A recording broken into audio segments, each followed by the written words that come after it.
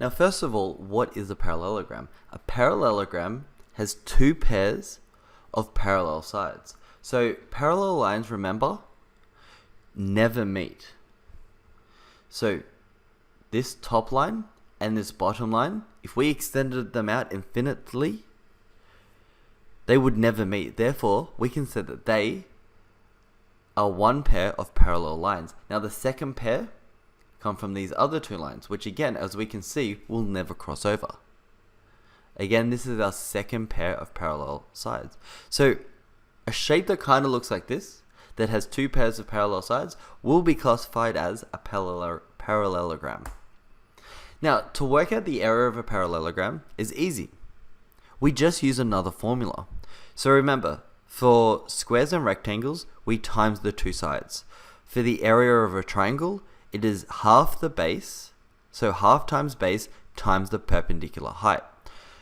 Now the formula for this is that the area is the base times the perpendicular height. Remember, perpendicular means a straight line that forms a right angle with the base. So we can just shorten that down to A equals B times H, where B is the base and H is the perpendicular height.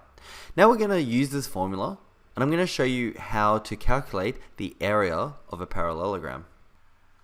Okay, so we're going to have a look at a couple of examples to work out the area of a parallelogram. Now, to be able to do this, we must be able to remember and use the formula. Okay, so what is the formula? The area equals base times the perpendicular height. Okay, so that's what we are going to work with. So looking at this, looking at the first parallelogram, remember, you can tell it's a parallelogram because it has two pairs of parallel sides. Okay, two pairs. Now, area equals 38 times 65. Okay, so if we put that into a calculator, 38 times 65, okay, what is our area? It is, okay, just shift that one down. A equals 2,470. Now, again, remember our units. It's always squared. Okay, whatever length it is, millimeters, centimeters, kilometers, squared. Okay, so if we use the exact same technique, A equals, okay, now we're going to use the base. The base in this case, okay, is 124 millimeters.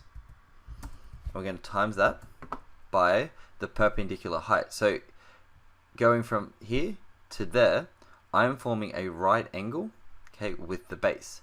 This is the perpendicular height. So that's 87. Now, using my calculator, 124 times 87 is going to be 10,788. Now again, units. So pretty basic and very similar to a rectangle or a square. Okay, very, very similar. The only difference is it's slightly slanted over to the side, okay, which means we have to use the perpendicular height. These are how you approach, okay, the area of a parallelogram.